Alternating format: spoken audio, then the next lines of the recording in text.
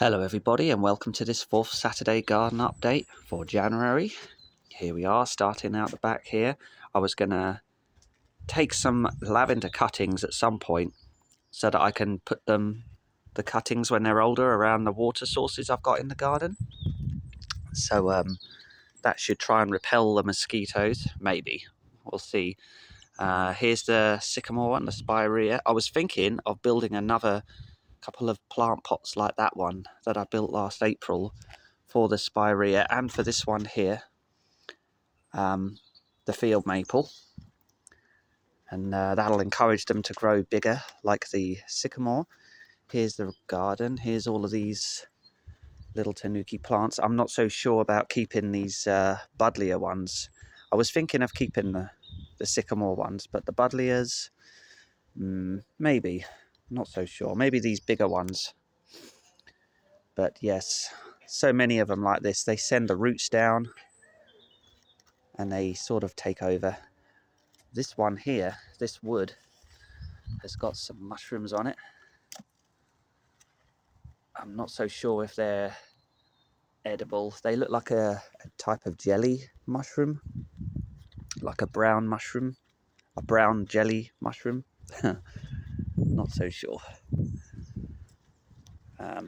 Yes, everything's kind of asleep at the moment. Yes, there's a little pile of leaves. My son Joseph has been coming out and he's been picking things. Yes, he's been doing some gardening for me.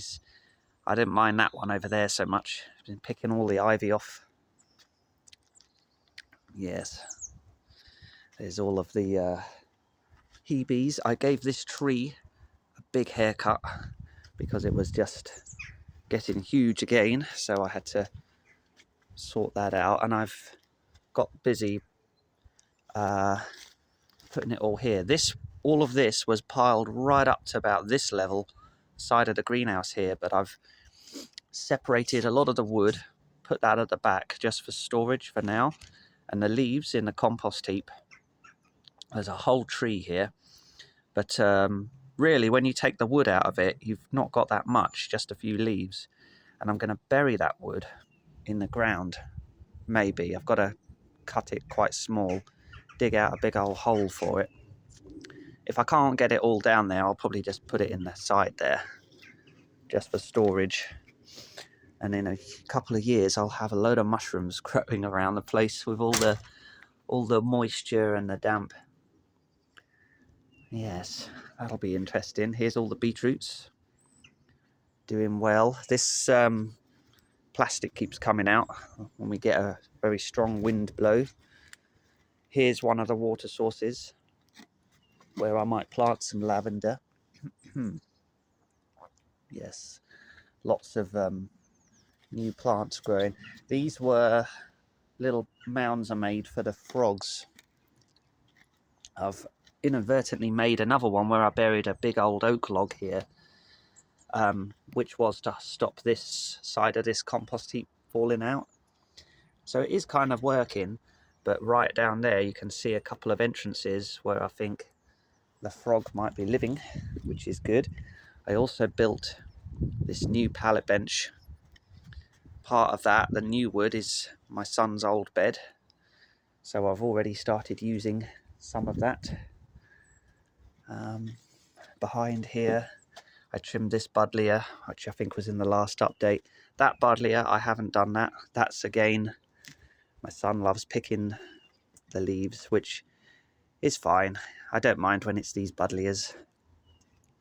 But yes, I may have to accept the fact that he's going to probably go for some of my other things. Yes. Anyway, that's the garden update for January. Thank you all for watching. Here are all the peppers on the windowsill. They have all done quite well since the last video. I'm not sure how far along these were, these orange bells, but there's loads of them in there, so I won't be short of those. These are the jalapenos. There was only about 10, so I'm very happy with these. These are the really hot ones, red jalapenos, and these are the yellow bell. I don't know why, but those in the middle here all sort of died back, and I had just these on the outer edge. But these are older, so I'm very happy with them. There we are.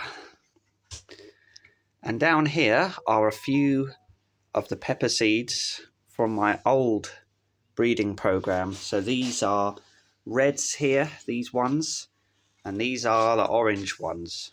So these are probably where I crossed my orange bell and red chili, and then I crossed that to another orange bell, and then I just let for a year or two those seeds self-pollinate, and then I grew the plant out, kept the seed, kept the fruit, kept the seeds, and so on.